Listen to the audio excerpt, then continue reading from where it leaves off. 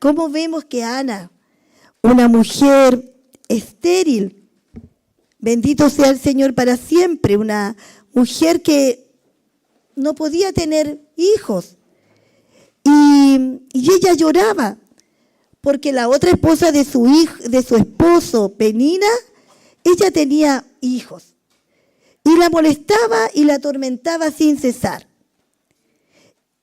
Y ella, Ana, se dirigía, dice, a la casa del Señor y lloraba desconsoladamente por causa de su esterilidad.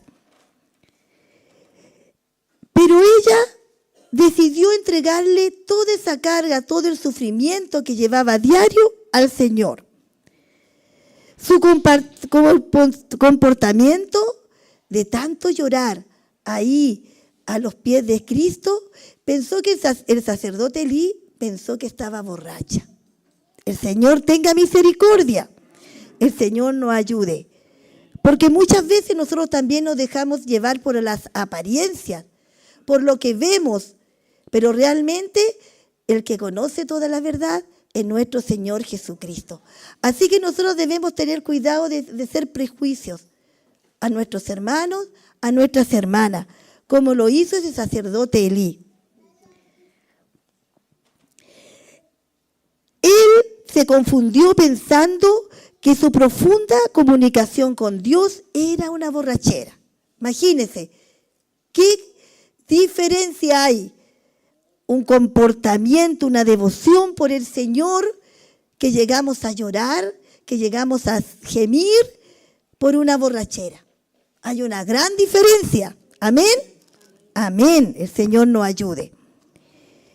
Ana le explicó lo que sucedía y Elí la bendijo. Ana se sentía consolada al salir del tabernáculo. Amén. A veces tenemos muchas dificultades como madres, tenemos problemas, que nos duele el alma y no podemos nosotros, ya cuando nuestros hijos crecen, no podemos, ¿cómo se dice? No podemos estar aconsejando día a día a nuestros hijos, porque ellos toman decisiones propias. Nuestros hijos, nuestras hijas toman decisiones propias. Nosotros le podemos decir, oye hijo, hoy día anda a la iglesia que va a estar bonito, acércate al Señor, porque después puede ser tarde, el Señor viene. Pero a veces no hay caso, ¿cierto? No ocurre, mis amados. Pero hay una esperanza, y la esperanza está en Cristo. Una madre nunca se cansa de orar por sus hijos, de día y de noche. La primera oración de las madres es orar por nuestros hijos. Amén. Amén. Y ahí nos sentimos seguras, como Ana. Ana se sintió consolada al salir del tabernáculo. Se consoló porque el Señor da consuelo, porque el Señor da ánimo. Cuando no tenemos fuerzas, Él la multiplica y tenemos esa esperanza viva en nuestros corazones. A veces se acaba la esperanza, como ahí dice en el libro Los Romanos, se acaba la esperanza, pero viene una contraesperanza que nos alienta para seguir adelante, para seguir orando, para seguir hablando a nuestros hijos, para seguir cubriéndolos, porque esa es la labor de la madre. Bendito sea el Señor. Esperar. Esperar. Amén. Dice, al poco tiempo Ana concibió y dio luz a un hijo, Samuel. ¿Cuánto de haber atesorado Ana el breve tiempo que tuvo con su hijo? Su alegría fue completa. Derrochó gratitud y alabanza a Dios y mantuvo su voto. Escucha el voto que dijo. Cuando dejó de amamantarlo, salió con el niño a pesar de ser tan pequeño y lo llevó a la casa del Señor en Silo. Amén. Eso es lo que había prometido. Ana le prometió al Señor, si tú me das un hijo, yo lo voy a llevar, ya cuando lo destete, lo voy a llevar al templo para que te sirva, para que te honra, para que sea un hijo tuyo, para que sea un hijo de Dios ferviente y comprometido. Amén. Y así lo hizo. Imagínense, ahí está Ana, ahí va a poner la imagen, el hermano Felipe. Ahí está Ana, miren. Ay, todavía no sale. Es que salió de repente. Bueno, en esa imagen se ve a Ana con su hijo. Imagínense, ya destetado. Mire qué hermoso el niño, ya destetado, porque algunas mamás le dan, amamantan a los hijos hasta los 5, 6 años, como la hermana Loretito, como la pastora. Ahí ven a Danielito, ahí ven a Pablito, 6 años amamantando a cada uno. Y Benjamín no quería. Es el amor de madre, ¿cierto? Uno llegaba corriendo del trabajo, yo trabajaba, y a llegar a darle pecho a los niños. Po. El Señor nos ayude, Señor nos bendiga. Y mire la tristeza que tiene que haber sido para Ana ya llegar el tiempo de llevar a su hijo a la casa de Dios, para entregarlo ahí a Elí, para que lo instruyera, para que después llegara a ser el gran profeta Samuel, ¿cierto? Imagínense cómo nos sentiríamos nosotros de llevar a Pedrito, a la mamá, a las niñitas hermosas ahí al templo, porque ya era tiempo de que el niño se fuera a educar. Yo creo que fue un momento muy difícil a Ana. Pero ¿saben, hermanos? Que cuando uno le hace una promesa al Señor, cuando uno le hace una promesa al Señor, uno tiene que cumplirla. Porque el Señor después pide la cuenta. Así que si tú has hecho, papá, mamá, una promesa al Señor, apresúrate, y no la has cumplido, apresúrate en hacerla. El Señor nos bendiga. Y ahí vemos como Ana sabía cómo tratar el dolor de la ausencia de Samuel, oraba. Y cada año cuando iba al tabernáculo en Silo, le llevaba a Samuel una túnica que ella había cosido. Sin duda, cada puntada de la prenda representaba una oración elevada a favor de él. Al ver cumplido su voto, Ana fue bendecida y tuvo 3 hijos y 2 hijas más. Amén. La oración es eficaz y está cargada de gracia cuando nos enfrentamos a circunstancias abrumadoras y decimos, lo único que puedo hacer es orar. Lo único que podemos hacer, mamitas, para el beneficio de nuestros hijos. A lo mejor tú ves que muy lejos están tus hijos aquí de la casa del Señor. Están muy lejos, a lo mejor, de recibir una bendición. A lo mejor han enfrentado pruebas difíciles. Pero no te canses, porque lo único que puedo hacer es orar. Y es suficiente. Es más que suficiente orar a la presencia de Dios. Y el poder de Dios lo hará. Esa es nuestra fe. Amén. Ahora, mis amadas y mis amados hermanos, vamos a ver otra mujer importante. Ahí, hermano Felipito, vamos a esperar un poquito. Ahí está don...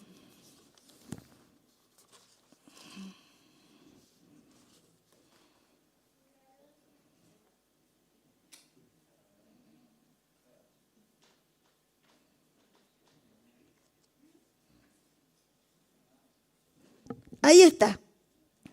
¿Alguien puede saber en qué texto de la Biblia está ese cuadro?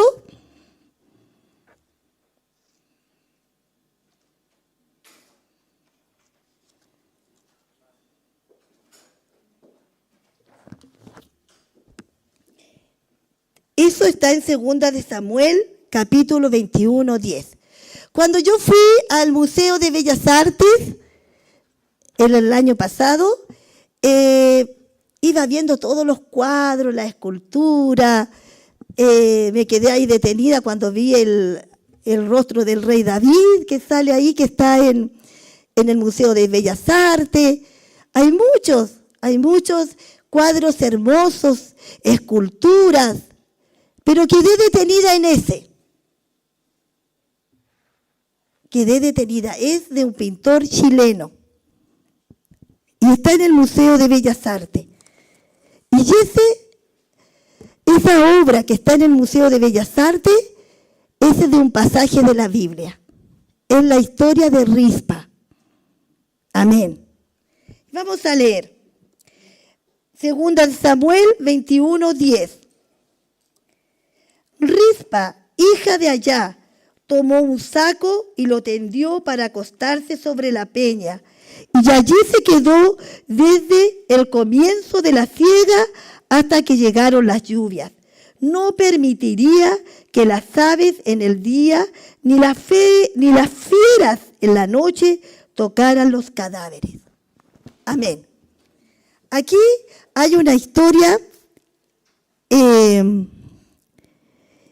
una madre a toda prueba. Una madre a toda prueba. El Señor nos ayude. Esta madre era una de las concubinas de Saúl y tuvo 2 hijos con Saúl. Después que vino el rey David, sabemos que se dio muerte a Saúl y a muchos de los descendientes de Saúl. Pero quedaron 7 hijos de Saúl que no habían muerto. 2 eran de Rispa, que era la concubina de Saúl. Bendito sea el Señor para siempre. Y en tiempo de sequía, que hubo en tiempo de sequía, ellos vivían tranquilamente con su madre y también con la otra concubina de Saúl, vivían tranquilamente. Pero hubo un tiempo mis amados, de sequía en Israel. Hubieron 4 años de sequía. Entonces el rey David decía, pero ¿cómo el Señor nos mandó esto? ¿Por qué será? ¿Por qué será que Dios mandó esto? El Señor nos ayude. Y David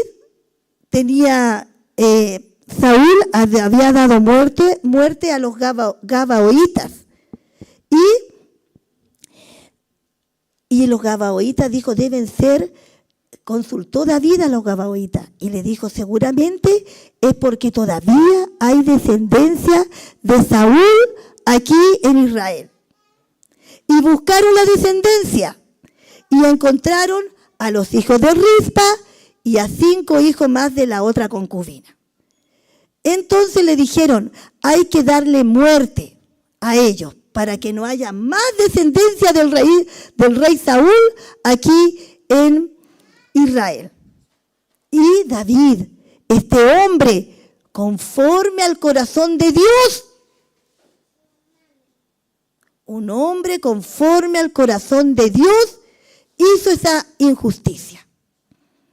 Mandó a matar a toda la descendencia de Saúl.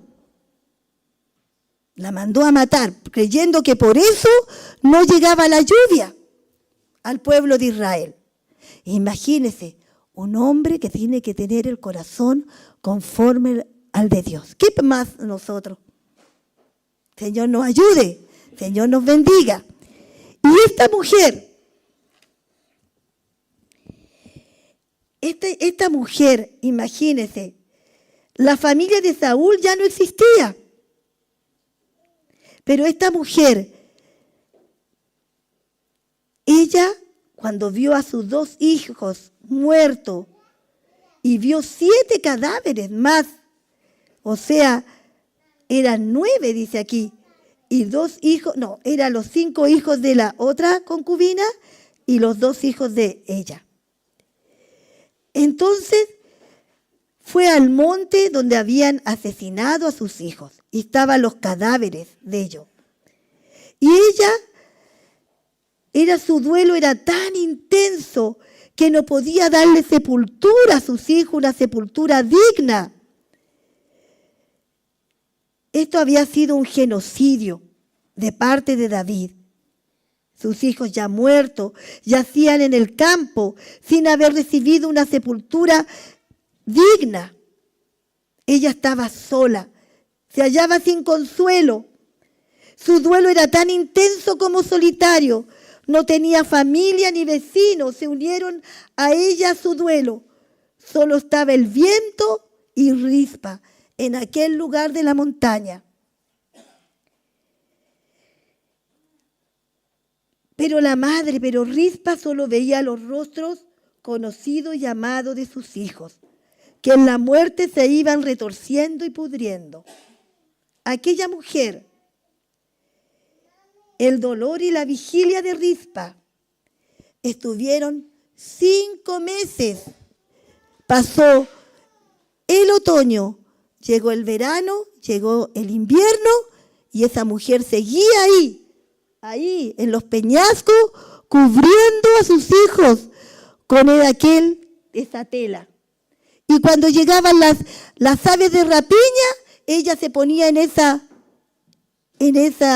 modalidad de levantar sus manos y proteger a sus hijos, porque solamente ella quería una sepultura digna. Bendito sea el Señor para siempre. Son cosas que ocurrieron, pero se desconoce, son ocultas. Bendito sea el Señor para siempre. Pasaron los meses y esta mujer seguía. Imagínense, hermana, aquí nuestra cultura vela a nuestros seres queridos que han partido 2 o 3 días, 2 días. Pero esta mujer tuvo 5 meses, 4 a 5 meses. ¡Qué amor! ¡Qué devoción! ¡Qué entrega! ¡Qué ausencia tenía esta mujer por aquellos hijos! Ese es el amor de madre verdadero, que quería justicia. Hasta que llegaron unos hombres y le dijeron: Rey David, ¿tú no sabes de Rispa? ¿A quién le han matado a sus hijos? No, dice el rey, no sé nada. Y le contaron de aquella mujer, de aquellos acontecimientos. Y miren lo que pasó. El rey se enteró y se conmovió su corazón. David se conmovió de su corazón. Así nos pasa a nosotros, a nosotras, cuando hacemos algo que no se debe y vemos después la circunstancia, sentimos arrepentimiento, nos conmovemos nuestro corazón y tratamos de hacer el bien. Bendito sea el Señor. Cuando se enteró de lo que ella había hecho, lo que Rispa había hecho, él aflojó su postura severa por ser el vencedor en la guerra. En un acto de profundo respeto, recogió los huesos de Saúl, de Jonatán y de los 7 que estaban en el monte, y lo hizo enterrar en la tumba del padre de Saúl. Amén. ¡Qué bendición! Yo encuentro que aquel hombre, David, del corazón conforme al de Dios, actuó con misericordia, actuó con el corazón de Dios. Amén. Este es Rispa, ¿cierto? Que el Señor nos ayude, porque dice la palabra ahí en Isaías: ¿puede una madre olvidar a su niño de pecho y dejar de amar al hijo que ha dado a luz?